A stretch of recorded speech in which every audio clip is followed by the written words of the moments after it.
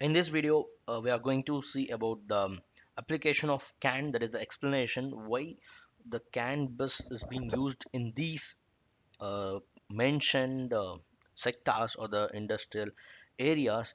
That's what. Before that, you can just have a look on this. It's a very short.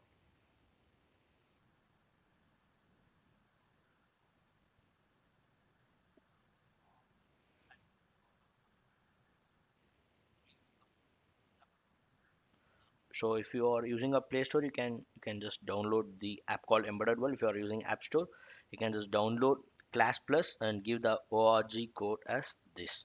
All right, and you can watch many videos, even many free videos also there, and yeah, it will be useful. All right, so also so many updates will be there in the upcoming videos. Like there, you can have free online test or who are on joined on some courses there also there will be some online test, so it will be very helpful for you to preparing interviews and getting knowledge. All right, so let's back to this. So what are the applications of CAN? That is this is the sixth question in the CAN 50 CAN question and answers CAN protocol. All right, so this is passenger vehicles, trucks. So applications is these are all the applications. Passenger vehicles, trucks. Yeah, of course, people are working on the auto sector. Definitely, they would know it is work. It is useful for the passenger vehicles, trucks, buses, etc.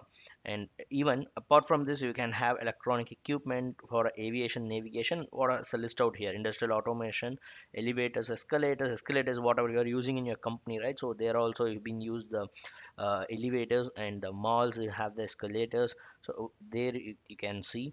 Then building automation, then medical instruments and equipment. So all these, so even medical instruments and equipments, it's a kind of a biomedical instrumentation engineering will comes into picture. So of course, oh, yes, it's been listed, but what why these particular, say, medical instrumentation or elevators, building, or why they are using the CAN protocol? All right, so this is the question that been asked in many of your technical discussions. So let's have a quick look on this. We for what are we have we mentioned. All right, apart from of course you are working in the auto sector, so all right, what is the purpose of that? But apart from this, industrial automation or the elevators, all right, so there, what is the purpose of using it? Also for the biomedical instrumentation. So here the purpose is, if you look at these particular systems, they are all like heavy. All right, heavy means it should be heavy duty. Heavy duty means it's not like a weight. The lifespan, the life should be heavy. Say for example, if as here it's mentioned, it's a medical instrumentation or the elevator or escalator, so they will not keep on changing it. They will not keep on changing it every time. Of course there will be a maintenance will be there, but they can't able to keep on changing it. All right, so because we can't able to do that, because it's people use it regular on a regular basis. Say if you are going on a mall, and if you find there they are using uh, they are telling like their maintenance is going on, then what you'll do, you will not have interest to visit the malls. All right, so first thing is the robustness. So for that robustness, there should be a proper the transmitting protocols, rather than wires. Before they were using the wire based, that is the normal, the normal wire based communication they are using. But there is so many drawbacks. First comes is the power consumption is high, then the space consumption. It is one of the main concept in VLSI design. If the space consumption is more, it's not writing properly. If the space consumption is more, all right, okay. If the space is more, then the area will be more. Yes, of course, space is equivalent to area. Then the power consumption is also more, and the time taken is also more. So these are all directly proportional. All right, these are all directly proportional to each other. So on a VLSI, as I said, VLSI design concept, if the space area is less, then definitely the power consumption will be less. Then once the power consumption is less, definitely the process will be quick. All right, so that's what, instead of the wires and other space consumption stuff, they are going for the CAN protocol, so that everything will comes into picture. Say if the biomedical instrumentation, so obviously the time taken should be less.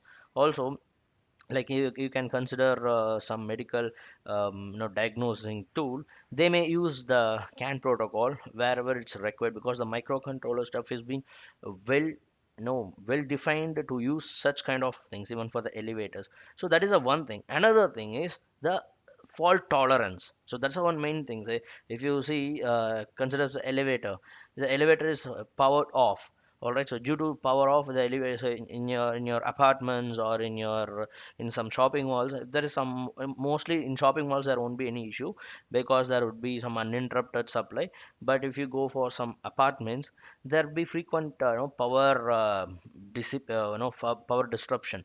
So at that time what happens is, once the power so there's two ways. Once the power goes off completely, also it will have the buffer to land the people inside the lift on a safest um, the platform which is near to the lift. Say for example, if you stuck with the eighth floor, then it will just gently it will stop down into the seventh floor. So that is their algorithm. But once the power's back, then what will happen is it resume it work on a very short span of time. So there also CAN protocol can be very helpful to do this very effectively. Even some places they may not use the CAN protocols, but if they use the CAN protocols oriented lift, that's it's a very high branded lift like Kone or so those kind of lifts have the particular protocol features.